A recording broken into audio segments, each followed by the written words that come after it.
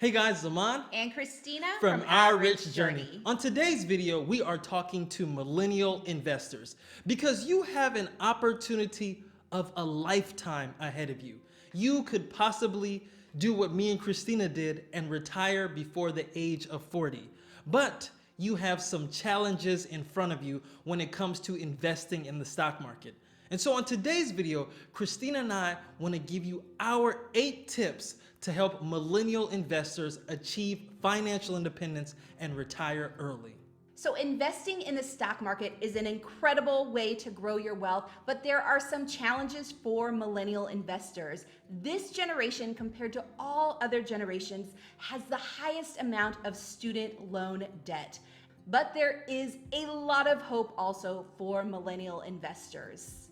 So for one, the greatest advantage that millennial investors have is access to the markets. You see, the generations before this generation didn't have the same type of access. It was harder to get started investing. But with all of these different apps, with all of this different information that is available to millennials, it makes investing in the stock market so much more easier. And the other thing with millennials, and this is the biggest thing, is that they have more time to grow their money. And this is huge because the earlier you start with investing, the more compound interest can take effect and the more your portfolio can grow. So this is a huge advantage for millennial investors. So with that being said, if you are a millennial investor, we are so excited for you that you're learning about personal finance and that you're learning about investing. And if you're not in that millennial generation, if you know someone that is, that you can share information with them, share this video with them, make sure that they understand the power of investing now. So if you're new to our channel is all about making money, saving money, and investing money on the road to financial independence. Aman and I pursued financial independence for 8 years. We reached it. We quit our jobs as federal government employees and we retired. So if you're interested in learning any of those things about saving, making, and investing money, make sure you subscribe to our channel. Now, with that being said, let's start off with our first tip, and that is to think YOLO. You only live once. But we're gonna flip this type of thinking because a lot of people think about YOLO in the short term. So the problem with thinking about YOLO in the traditional sense is that most people think you only live once, so you might as well go out and spend all your money so that you can enjoy it now. But the problem with that is that most people have a very long life expectancy. So if you're burning through all of your money now, when you get to be older, you have no nest egg, you have nothing for retirement. But if you begin to think about YOLO as a long-term life strategy, thinking and understanding that you will live for many, many years. The idea is that if you begin to invest now, if you begin to save now, you can begin to secure your future. You see, Christina and I flipped the YOLO concept in our 30s and started investing aggressively early, and it allowed us to retire before 40. So that means the one life that we have to live, we have more time to live it in financial freedom. And this is a powerful thing because at age 40, 50, 60, 70, 80, 90, we have ultimate freedom that entire period. For most people, they don't come to this realization until it is too late. But millennials, if you can identify making these short-term sacrifices right now, you could live this one life with absolute independence and freedom. So this brings us to our next point, and it is start investing any dollar amount you can as soon as possible. Even if it is a single dollar a day, that $1 gets you closer to financial independence. Because the point that we're really trying to illustrate here is that even a small amount makes a big difference, especially for the young millennials that are investing now and have a lot of time to invest ahead of them. And I'll give you an example. Consider a 20-year-old who begins investing with only $1 a day, and say they only invest $1 every single day up until they're 60 years old. They will have more than $200,000 invested. So just $1 a day makes a huge impact. Think about what you can do as you begin to make even more money. The idea is just begin now, even if it's a small amount. Our next tip has to deal with budgeting and savings. You see, financial gurus have this budgeting rule called the 50-30-20 budget. And the idea with this budgeting rule is that 50% of your budget should go towards your needs, 30% towards your wants, and 20% towards your savings. So the idea is that when you devise your budget like this, if you're saving 20% of your income, you are doing well. You are meeting the financial guru template for budgeting. But in our opinion, you can do better. So we think there are a couple problems with this 50-30-20% budget rule. And the first one is that it keeps all of your spending relative. And what I mean by that is as you begin to make more money, as you begin to generate greater amounts of income, under this rule, it means you can spend more on your wants and your needs. They can become bigger. And even those needs may not necessarily be a need, but you encompass them into this category. It means maybe I need a bigger house. Maybe I need a better car, a more expensive car, or maybe I want these things. And under this percentage rule, that allows you to do that. You can spend more money in those categories rather than simply increasing that 20% savings.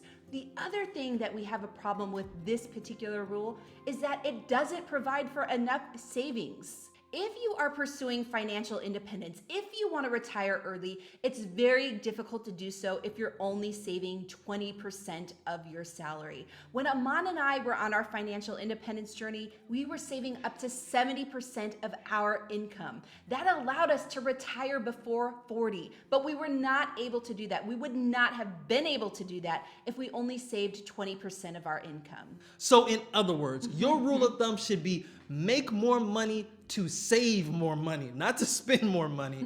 And if you follow this rule, if you are ciphering every extra dollar that you make off into investments, you can achieve financial independence even quicker. Our next tip is try to invest as much money in your tax advantage accounts. So those are things like your 401k, your Roth IRA, all of the things that give you some sort of tax benefit by putting money into those accounts. Try your hardest to be able to max those out.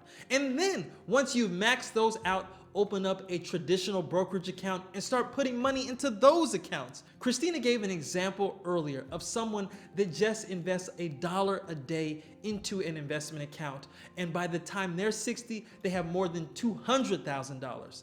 So imagine if you're able to max out those retirement accounts and open up a traditional brokerage account and start to put money into those accounts, you will be well on your way.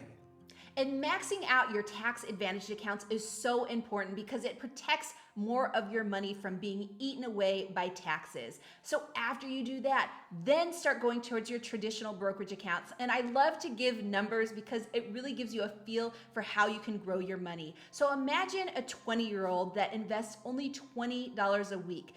That 20-year-old, by the time they turn 60, would have over $500,000 in their investment accounts. But think about a 20-year-old who can invest $100 a week. If that person can invest $100 a week up until they're 60, they'll have almost $3 million in their investment account. So focus on those retirement accounts. Focus on protecting your money from being eaten up by taxes, but then go one step further and then start putting all of your extra money into your traditional brokerage account.